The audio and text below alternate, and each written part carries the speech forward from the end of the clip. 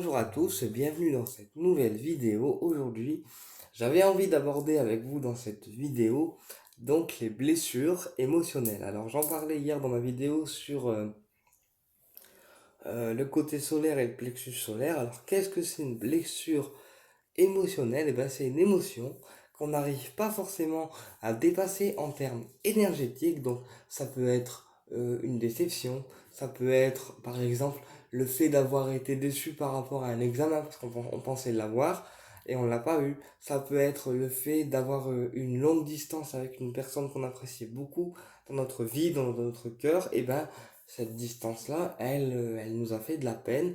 Ou ça peut aussi être des commérages qui ont été dits sur vous et la personne du cœur ou une personne de votre entourage. Ceci, en fait, est une émotion qu'on n'arrive pas à digérer. Alors, les émotions, comme j'expliquais hier dans ma seconde vidéo sur le plexus solaire, ça se met dans le plexus solaire parce que c'est le deuxième cerveau. Des émotions avec les omoplates quand ça veut se mettre, c'est-à-dire qu'en fait le plexus c'est comme un enregistreur d'émotions et que tout ce qui va être négatif ou positif, bah, il va le prendre en fait, il va l'enregistrer. Euh, et ça va créer au fur et à mesure, si on l'extériorise pas avec une pierre qui extériorise les choses du genre un lapis lazuli, un quartz rose ou une pierre qui va vraiment travailler sur le cœur, parce que tout ce qui est émotionnel, bah pour moi ça reflète l'organe du cœur et aussi la gorge. Donc on va travailler avec le quartz rose qui va être une pierre qui va adoucir en fait les émotions trop excessives. Donc ça veut dire adoucir les émotions sans entrer dans une surexcitation.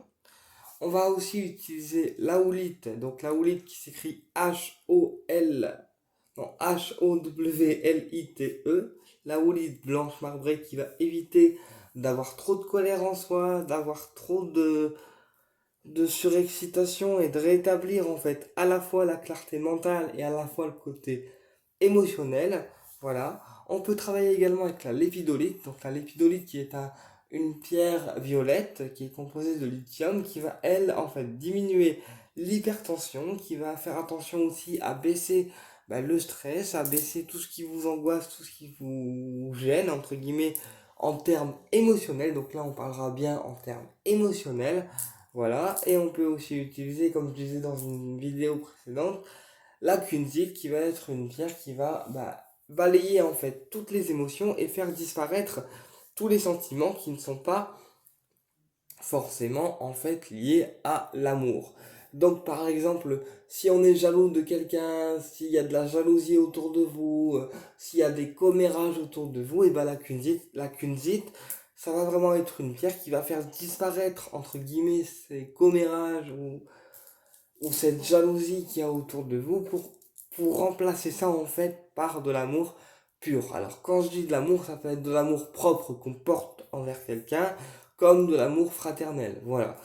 Après, on peut aussi utiliser le jade vert. Donc le jade vert qui est une pierre en Chine utilisée pour les nourrissons parce qu'elle est censée en fait porter chance en tant que personne et leur porter chance aussi dans leur vie.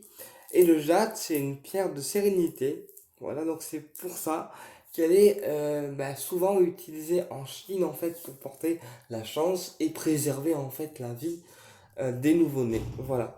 Au-delà de ça, c'est une pierre qui va régulariser les émotions, qui va vraiment vous faire sentir dans un état serein. Et en fait, les blessures émotionnelles, c'est toutes sortes d'émotions qui sont restées en nous et qu'on n'arrive pas à sortir. Donc c'est ce qui peut causer des boules d'angoisse ou le plexus un petit peu on a l'impression qu'il se resserre parce qu'en fait c'est des émotions qui ne sont pas sorties donc qui sont cristallisées dans le corps. Parfois ça peut être physique et parfois ça peut être énergétique parce que des fois physiquement on est à bout en fait de garder autant de choses pour soi et énergétiquement dans le corps énergétique on le ressent aussi. Voilà. Donc les blessures émotionnelles, en fait, c'est ça.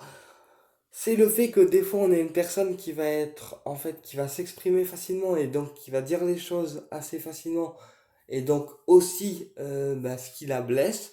Ou alors des fois on va être une personne assez introvertie qui va garder les choses pour elle, qui ne va rien dire, et qui par contre d'un coup oui, elle va se libérer en fait, dire tout d'un coup ce qui la blesse en fait. Genre moi je suis comme ça, je sais que si tu me blesses en termes émotionnels, je vais rien te dire en fait. C'est-à-dire que je ne vais rien te dire du tout. Genre, je vais même pas te le faire savoir parce que ça sert à rien et ça m'apporte plus de pollution qu'autre chose. Mais par contre, quand je vais être devant toi le jour où je vais te voir, par contre, tu vas savoir tous les trucs en fait. Parce que je vais être devant toi et je vais tout déblayer. Alors, qu'est-ce que j'appelle tout déblayer? C'est-à-dire déjà me soulager au niveau du plexus. Parce que tous les trucs que j'ai gardés en moi, en fait, ils vont être extériorisés. Alors après, perso, maintenant, que ça plaise ou que ça plaise pas, en fait, je m'en fous carrément.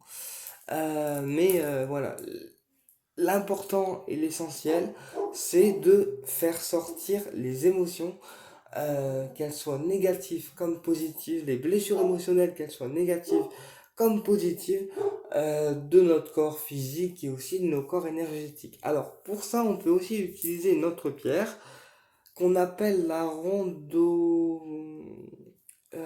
rondonite. Rondonite, je crois, qui est une pierre rose avec des nervures un petit peu noires. Voilà, donc le rose, il travaille donc sur le cœur et tout ce qui va être en fait relationnel, donc relation amoureuse et relation à la fois extérieure. Mais la rondonite, c'est une pierre qui va vraiment en fait travailler sur le côté relationnel que nous on peut avoir envers nous-mêmes, l'acceptation aussi qu'on peut avoir envers nous-mêmes, mais aussi les relations que on peut avoir à l'extérieur, c'est-à-dire qu'elle va faire un micro-tri en fait des relations qui sont bonnes pour vous en extérieur et à la fois des relations qui vous sont toxiques. Voilà pourquoi la randonnite elle est souvent utilisée pour ça et pourquoi les gens souvent quand leur randonnite elle casse ou quand leur jade il casse, ils me disent on est dégoûté parce que c'était une pierre qui nous faisait du bien en termes énergétiques et pourquoi c'est normal parce qu'en fait c'est une pierre qui travaille sur la relation que nous on peut avoir en tant qu'être humain avec nous-mêmes, la randonnite c'est une pierre qui travaille avec la relation qu'on peut avoir avec nous-mêmes en tant que personne, donc c'est-à-dire être moins exigeant envers nous-mêmes, être plus lové. Donc qu'est-ce que ça veut dire lever? Ça veut dire être plus en sécurité et ça travaille aussi, comme j'ai expliqué, sur des relations qui vont être plus extérieures, donc les relations à bonne vibration en fait. Tout ce qui va être relation toxique, la randonnée, elle va un petit peu les éloigner en fait. Parce que c'est toxique pour vous et la pierre, elle va faire un micro-tri. Alors, ça sera moins violent qu'une tourmaline, parce que la tourmaline, j'en ai une ici. Attendez, j'essaie de la retrouver quelque part. J'en ai une ici de tourmaline, mais en fait, comme c'est trop violent pour moi en termes d'énergie, je l'ai viré, tu vois, je l'ai viré de la pièce. Mais la tourmaline, la randonnée, ça va être un tri moins violent au niveau relationnel que la tourmaline, parce que la tourmaline, c'est une pierre déjà de protection, d'ancrage, et elle fait dégager les gens nocives pour nous, clairement, plus brusquement que la randonnée. C'est-à-dire que si on met une tourmaline dans une pièce, donc une pièce de vie, une chambre ou quoi, les personnes négatives, on aura plus de contact du tout avec eux parce que la tourmaline, elle va les faire dégager en fait au niveau de notre énergie et notre champ vibratoire parce qu'elle va juger que enfin, ces personnes-là, ils sont trop toxiques en fait pour nous et donc elle va les faire dégager. À la différence de la randonnée qui est une pierre plus douce, qui va travailler le chakra du cœur, qui va être une pierre plus douce et donc qui va ancrer de manière plus douce et plus calme et qui va faire un tri mais sans être de manière aussi en fait sélective. C'est-à-dire qu'elle va trier les gens mais vous aurez quand même un contact, un micro-contact avec les personnes, même si entre guillemets c'est mauvais pour vous, la pierre elle ne vous forcera pas à quitter des relations qui vous sont toxiques ou des relations dans lesquelles vous êtes mal pour X raison.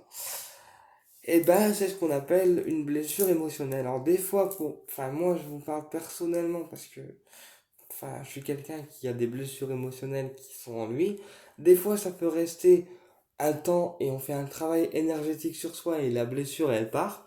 Dans les cas les plus lourds où c'est des grosses blessures, des grosses blessures énergétiques et émotionnelles parce qu'on a eu une rupture avec quelqu'un qu'on aimait bien ou autre, ben la blessure elle peut rester à vie, c'est-à-dire jusqu'à temps en fait qu'on se désincarne. Dans ces cas-là en fait, ben c'est un espèce de travail continu qu'il faut faire sur soi pour éviter que la blessure elle ressorte trop, tu vois, et que ça nous mette dans l'embarras. Mais après, enfin, pour le vivre moi-même, pour l'avoir déjà vécu, je peux vous garantir que c'est un travail qui est chaud parce que c'est pas très agréable de faire ce genre de boulot, quoi.